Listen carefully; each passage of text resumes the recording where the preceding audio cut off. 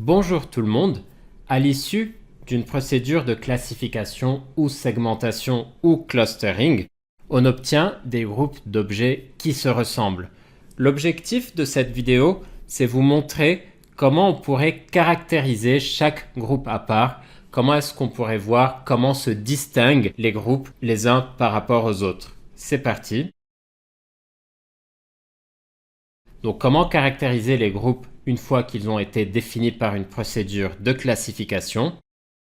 Je reprends le fameux jeu de données sur la consommation du chocolat.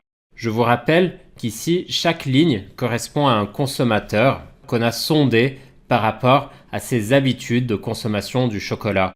On leur a demandé, sur un score de 1 à 10, d'évaluer leur fidélité à la marque, leur sensibilité au prix, à quel point ils aiment acheter en ligne, à quel point ils préfèrent le chocolat amer, glacé, croquant et quel est leur âge.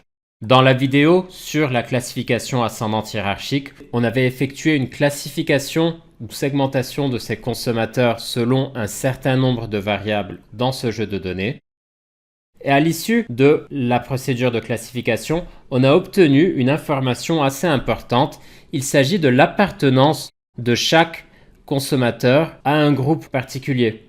Vous voyez ici, j'ai étiqueté les groupes issus de la classification ascendante hiérarchique avec des 1 ou des 2. J'ai le groupe 1 et le groupe 2. Donc cette nouvelle variable en jaune, c'est une variable qualitative que je peux coller à mon jeu de données initial et qui va m'apporter de l'information intéressante. Elle va notamment m'aider à caractériser les groupes par rapport à n'importe quelle variable dans le jeu de données. Donc la variable en jaune peut être utilisée pour caractériser les autres variables en passant par des statistiques bivariées, voire des tests statistiques ou des statistiques multivariées du type analyse en composantes principales. Je vous propose un premier exemple qui porte sur des statistiques bivariées. Je peux calculer les moyennes par groupe pour chaque variable. Regardez, dans ce tableau de données, j'ai en ligne l'identifiant des groupes, donc j'ai deux groupes dans ce cas-là, deux groupes issus de ma technique de classification, et chaque colonne correspond à une variable dans le jeu de données. Ici, les chiffres correspondent simplement aux moyennes du score de fidélité à la marque des individus appartenant au groupe 1 versus ceux appartenant au groupe 2. Et pareil pour la sensibilité au prix, etc.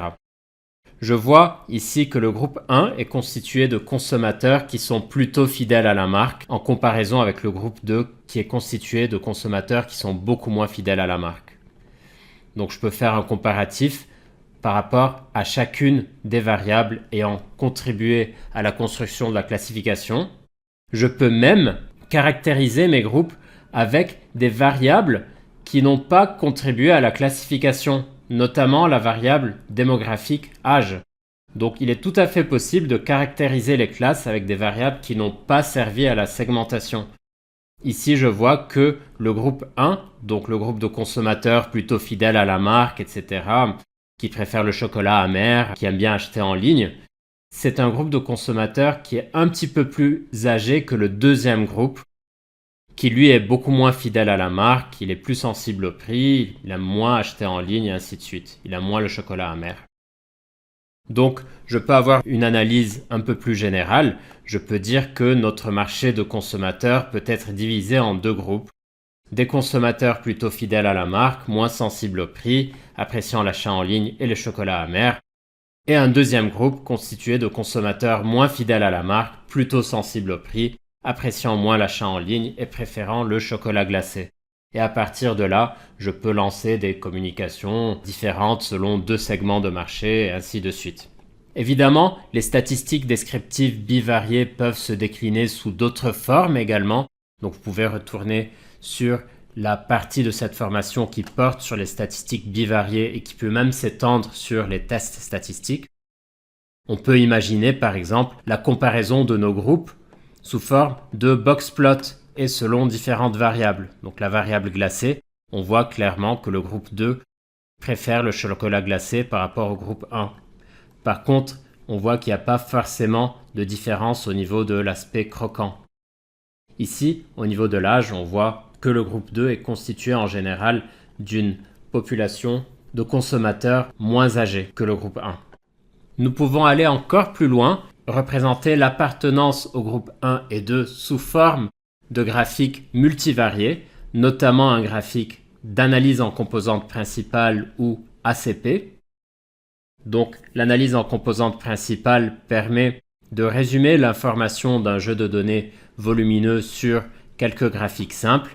Dans ce graphique-là, j'ai un résumé des observations, donc qui correspondent aux points, vert ou violet, donc groupe 1 ou groupe 2, et les variables qui sont représentées par des vecteurs rouges. Alors pour l'interprétation d'une ACP, je vous invite à retourner sur la partie qui porte sur les statistiques exploratoires multivariées.